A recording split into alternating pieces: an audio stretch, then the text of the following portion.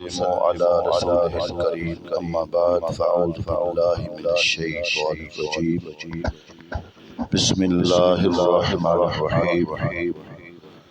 محترم سامعین و ناظرین، آج ہم آیت نمبر 274 سے آغاز کر رہے ہیں، اور کل ایک جو ہم نے مسئلہ پڑھا تھا تو جسے سماعت فرما لیں، چونکہ وہ مسئلہ تقریباً ہر روز ہم سے درپیش ہوتا ہے۔ اگر کوئی فقیر مانگنے والا آپ کے دروازے پہ آ جائے، سوال کرے، اللہ سبحانہ و تعالی ارشاد فرما رہے ہیں اگر تم اس کو جھڑک دو، کچھ مال بھی دے دو، ساتھ جھڑک بھی دو، تو بہتر یہ ہے کہ تم اس کو صدقہ نہ دیتے اور اسے پیار سے بات کرتے۔ اب کئی دفعہ ہوتا ہے نا کہ ہم مانگنے والے بھی ضد کر کے کھڑے ہو جاتے ہیں، دے کرنا پھر کہتے ہیں یار دفع ہو جا، جان ہی نہیں چھوڑ رہا، ایسی باتیں کر دیتے ہیں۔ تو اللہ سبحانہ وتعالیٰ فرما رہے ہیں کہ صدقہ نہ دینے سے بہتر ہے کہ تم ان سے پیار سے بات کرو۔ تو آپ دیکھ لیا کریں کہ اگر کوئی مانگنے والا مستحق نہیں ہے نا، بعض شکلوں سے پتہ چل جاتا ہے کہ یہ نشہ کرنے والا ہے، یہ ہٹا کٹا ہے، تندرست ہے، تو اس کو نا میٹھی زبان سے آپ ٹال دیا کریں، یا تھوڑا سا 5-10 روپے دے کے نا اپنی جان چھڑا لیا کریں۔ اس سے بہتر ہے کہ آپ اس کو صدقہ بھی دیں اور جھڑک بھی دیں۔ اگلا سبحانہ وتعالیٰ فرما رہے ہیں وَالَّذِينَ يُنفِقُونَ أَمْوَالَهُمْ بِاللَّيْلِ وَالنَّهَارِ، وہ لوگ جو رات میں اور دن میں پوشیدہ اور اعلانیہ اپنے مال خرچ کرتے ہیں۔ فَلَهُمْ أَجْرُهُمْ عِندَ رَبِّهِمْ، ان کے لیے ان کا اجر ان کے رب کے پاس ہے۔ وَلَا خَوْفٌ عَلَيْهِمْ وَلَا هُمْ يَحْزَنُونَ، ان پر نہ کوئی خوف ہوگا نہ وہ غمگین ہوں گے۔ یہاں ان لوگوں کا بیان ہے جو راہ خدا میں خرچ کرنے کا بہت شوق رکھتے ہیں، ہر حال میں یعنی دن رات خفیہ اعلانیہ خرچ کرتے رہتے ہیں۔ یہ آیت حضرت ابوبکر صدیق رضی اللہ تعالی عنہ کے حق میں نازل ہوئی جب آپ نے راہ خدا میں 40,000 دینار خرچ کیے تھے، 10,000 رات کو، 10,000 دن میں، 10,000 پوشیدہ اور 10,000 ظاہری طور پر۔ آیت کریمہ میں رات کے خرچ کو دن کے خرچ سے اور خفیہ خرچ کو اعلانیہ خرچ سے پہلے بیان فرمایا۔ اس میں اشارہ ہے کہ چھپا کر دینا ظاہر کر کے دینے سے افضل ہے۔ ان سب خرچ کرنے والوں کے لیے بارگاہ الہی سے اجر و ثواب اور قیامت کے دن غم و خوف سے نجات کی بشارت ہے۔ الذین یاکلون الربا لا یقومون الا کما یقوم الذی یتخبطہ الشیطان من المس،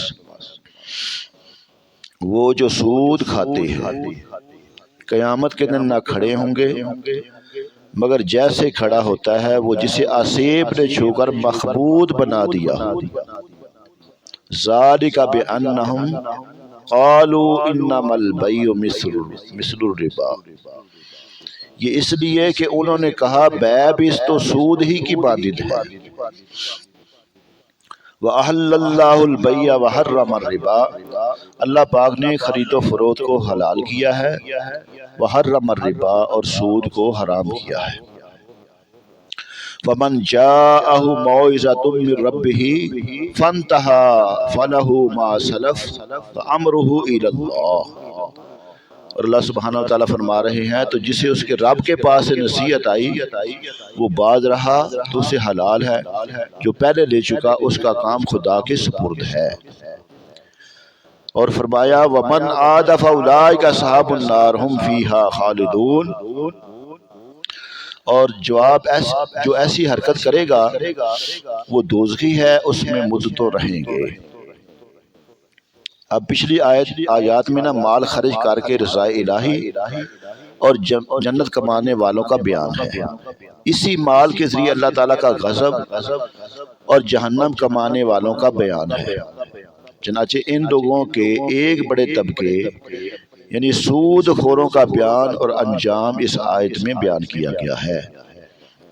اب یہاں پہ جو فرمایا ہے نا انما البیع مثل الربا، تجارت سود ہی کی طرح ہے وہ کہتے تھے، یہاں سود خوروں کا وہ شبہ بیان کیا جا رہا ہے جو زمانہ اسلام سے پہلے سے لے کر آج تک چلا آ رہا ہے۔ وہ یہ کہ تجارت اور سود میں کیا فرق ہے، دونوں ایک جیسے تو ہیں، وہ یہ ایسا کہتے تھے۔ تجارت میں کوئی سامان دے کر نفع حاصل کیا جاتا ہے اور سود میں رقم دے کر نفع حاصل کیا جاتا ہے، حالانکہ دونوں میں زمین و آسمان کا فرق ہے۔ غور کریں کہ تجارت کرنے سے اس نے سلوک میں فرق نہیں آتا، آدمی سست، کاہل اور مشقت سے جی چرانے والا نہیں بنتا، اپنے مال کو خطرے پر پیش کرتا ہے، نفع نقصان دونوں کی امید ہوتی ہے، وہ دوسرے کی بربادی اور محتاجی کا آرزو مند نہیں ہوتا، جبکہ سود والا بے رحم ہو جاتا ہے، وہ مفت میں کسی کو رقم دینے کا تصور نہیں کرتا، انسانی ہمدردی اس سے رخصت ہو جاتی ہے، قرض لینے والا ڈوبے مرے تباہ ہو یا باہر صورت اسے نچوڑنے پر تلا رہتا ہے جو سود خور ہے۔ آخر یہ سب فرق کیا ہے؟ تجارت اور سود کو ایک جیسا کہنے والے کو کیا یہ فرق نظر نہیں آتا؟ اس لیے اللہ تعالیٰ نے فرمایا کہ اللہ نے تجارت کو حلال کیا اور سود کو حرام کیا۔ سود کا لین دین ایک عرصے سے نہ چلتا آ رہا تھا، تو فرمایا گیا کہ جب حکم الہی نازل ہو گیا ہے تو اب اس پر عمل کرتے ہوئے جو آئندہ سود لینے سے باز آ گیا تو حرمت کا حکم نازل ہونے سے پہلے جو وہ لیتا رہا نا اس پر اس کی کوئی گرفت نہیں ہوگی، جو پہلے لے چکا ہے نا وہ اللہ پاک اس کو معاف کر دے گا، اور اس کی معافی کا معاملہ بلکہ ہر امر و نہی کا معاملہ اللہ کے حوالے ہے۔ اور یہ بھی یاد رکھو کہ جو حرمت کا حکم اترنے کے بعد بھی سود کھائے گا تو وہ جہنم کا مستحق ہوگا، اگر حلال سمجھ کر کھایا تو کافر ہے، ہمیشہ جہنم میں رہے گا، کیونکہ کسی بھی حرام قطعی کو حلال جاننے والا کافر ہے۔ فرمایا یمحق اللہ الربا ویربی الصدقات، کتنی پیاری آیت کریمہ ہے۔ فرمایا اللہ ہلاک کرتا ہے سود کو اور بڑھاتا ہے خیرات کو، واللہ لا یحب کل کفار اثیم، اور اللہ کو پسند نہیں آتا کوئی ناشکرا بڑا گناہ گار۔ ان الذین آمنوا، بے شک وہ جو ایمان لائے، وعملوا الصالحات، اور جنہوں نے نیک عمل کیے، واقاموا الصلاۃ، اور نماز قائم کی، وآتوا الزکاۃ، اور زکوٰۃ دی، لہم اجرہم عند ربہم، ان کے لیے ان کے رب کے پاس ہی اجر ہے، ولا خوف علیہم ولا ہم یحزنون، اور فرمایا نہ انہیں کچھ اندیشہ ہو نہ کچھ غم۔ اللہ تعالیٰ سود کو مٹاتا ہے اور سود خور کو برکت سے محروم کرتا ہے، کتنی واضح یہ اللہ پاک سمجھا رہا ہے۔ عبداللہ بن عباس رضی اللہ تعالیٰ عنہ نے فرمایا اللہ تعالیٰ سود خور کا نہ صدقہ قبول کرے، نہ حج، نہ جہاد، نہ رشتہ داروں سے حسن سلوک۔ اب مال تو اس نے بنا لیا ہے لیکن اس کا مال اس کے کسی کام کا نہیں ہوگا۔ اللہ تعالیٰ سود کو مٹاتا ہے جبکہ صدقہ و خیرات کو زیادہ کرتا ہے، دنیا میں اس میں برکت پیدا فرماتا ہے اور آخرت میں اس کا اجر و ثواب بڑھاتا ہے۔ چنانچہ اللہ تعالیٰ نے ارشاد فرمایا وَمَا آتَيْتُم مِّن زَكَاةٍ تُرِيدُونَ وَجْهَ اللَّهِ فَأُولَٰئِكَ هُمُ الْمُضْعِفُونَ، اور جو تم اللہ کی رضا چاہتے ہوئے زکوٰۃ دیتے ہو تو وہی لوگ اپنے مال بڑھانے والے ہیں۔ اور حدیث مبارکہ ہے بخاری شریف میں، حضرت ابو ہریرہ رضی اللہ تعالیٰ عنہ روایت کرتے ہیں حضور اقدس صلی اللہ علیہ وآلہ وسلم نے ارشاد فرمایا جو شخص کھجور برابر حلال کمائی سے صدقہ کرے اور اللہ حلال ہی کو قبول فرماتا ہے تو اللہ تعالیٰ اس صدقے کو قبول فرماتا ہے پھر اسے اس کے مال کے لیے پرورش کرتا ہے، جیسے تم میں کوئی اپنے بچڑے کی تربیت کرتا ہے، یہاں تک کہ وہ صدقہ پہاڑ کے برابر ہو جاتا ہے۔ تھوڑا سا کوئی صدقہ کرے گا اللہ تعالیٰ اس کو بڑھاتا رہتا ہے۔ یا ایھا الذین آمنوا اتقوا اللہ، اے ایمان والو اللہ سے ڈر جاؤ، وَذَرُوا مَا بَقِیَ مِنَ الرِّبَا، اور چھوڑ تو جو باقی رہ گیا ہے سود، ان کنتم مومنین، اگر تم مسلمان ہو۔ تو اس آیت میں ایمان والے کیا کرنا مخاطب کیا، اور ایمان کے ایک اہم تقاضے یعنی تقوی کا حکم دیا، پھر تقوی کی روح یعنی حرام سے بچنے کا حکم فرمایا، اور حرام سے بچنے میں ایک کبیرہ گناہ سود کا تذکرہ کیا، یعنی کہ سب سے حراموں میں سے بھی حرام سود ہے۔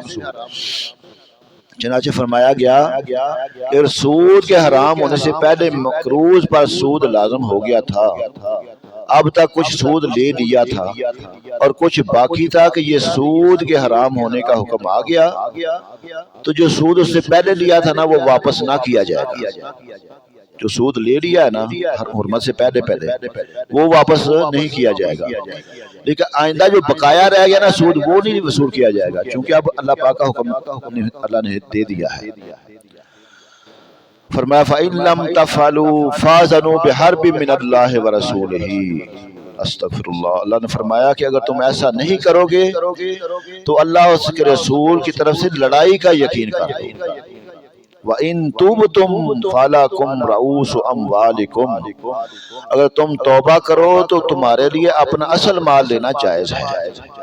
لا تظلمون ولا تظلمون، نہ تم کسی کو نقصان پہنچاؤ نہ تمہیں نقصان ہو۔ سود کی حرمت کا حکم نازل ہو چکا، اس کے بعد جو سودی لین دین جاری رکھے گا نا وہ اللہ تعالیٰ اور اس کے رسول صلی اللہ علیہ وآلہ وسلم سے جنگ کا یقین کرتے ہیں۔ یہ شدید ترین وعید ہے۔ کس کی مجال ہے کہ اللہ تعالیٰ اس کے رسول صلی اللہ علیہ وسلم سے لڑائی کا تصور بھی کر سکتا ہے۔ چنانچہ جن اصحاب کا سودی معاملہ تھا نا انہوں نے اپنے سودی مطالبات چھوڑ دیے اور عرض کی کہ اللہ تعالیٰ اور اس کے رسول صلی اللہ علیہ وسلم سے لڑائی کے ہمیں کیا ہمت ہے۔ یہ کہہ کر وہ اللہ کی بارگاہ میں سچے دل سے تائب ہو گئے۔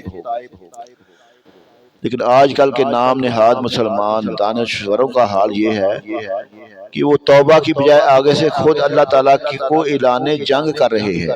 سود کی اہمیت اور ضرورت پر کتابیں، آرٹیکل، مضامین اور کالم وغیرہ لکھ رہے ہیں، اس کی حلال ہونے کی دلیلیں پیش کر رہے ہیں۔ اللہ تعالیٰ ہدایت عطا فرمائے۔ اور فرمایا وَإِن كَانَ ذُو عُسْرَةٍ فَنَظِرَةٌ إِلَىٰ مَيْسَرَةٍ، اگر مقروض تنگ دست ہو تو اسے آسانی تک مہلت دے دو۔ اگر تم سے کسی نے قرضہ لیا ہوا ہے نا تو وہ غریب ہے، نادواں ہے، قرضہ واپس نہیں نہ کر سکتا، تو تم اس کی آسانی تک جب تک اس کے پاس پیسے آنے کا امید ہے مہلت دے دو۔ وَأَن تَصَدَّقُوا خَيْرٌ لَكُمْ إِن كُنتُمْ تَعْلَمُونَ، اور فرمایا تمہارا قرض کو صدقہ کر دینا تمہارے لیے سب سے بہتر اگر تم جان لو۔ اگر ایک بندے نے تم سے قرضہ لیا ہے تو وہ پیسے واپس نہیں کرنے کے قابل، تو تم اس کو تھوڑی سی مہلت دے دو، اللہ کا حکم ہے۔ اور اگر تم اس کی حالت کو دیکھ کر اپنا وہ قرضہ لینا معاف کر دیتے ہو نا تو یہ سب سے بہتر تمہارے لیے تمہارے حق میں ہے اللہ کے نزدیک، اگر تم اس بات کو جان لو۔ اس بات کو اگر سمجھ، ابو ہریرہ رضی اللہ تعالیٰ سے روایت ہے نبی کریم صلی اللہ علیہ وآلہ وسلم نے ارشاد فرمایا جس نے تنگ دست کو مہلت دی یا اس کا قرض معاف کر دیا، اللہ تعالیٰ قیامت کے دن اسے عرش کے سائے میں رکھے گا جبکہ اس کے سوا کوئی سایہ نہ ہوگا۔ اللہ عمل کی توفیق عطا فرمائے۔ اور آخری آیت مبارکہ فرمایا وَاتَّقُوا يَوْمًا تُرْجَعُونَ فِيهِ إِلَى اللَّهِ، اور اس دن سے ڈرو جس میں تم اللہ کی طرف لوٹائے جاؤ گے۔ ثُمَّ تُوَفَّى كُلُّ نَفْسٍ مَا كَسَبَتْ وَهُمْ لَا يُظْلَمُونَ، اور پھر ہر جان کو اس کی کمائی بھرپور دی جائے گی اور ان پر ظلم نہیں ہوگا۔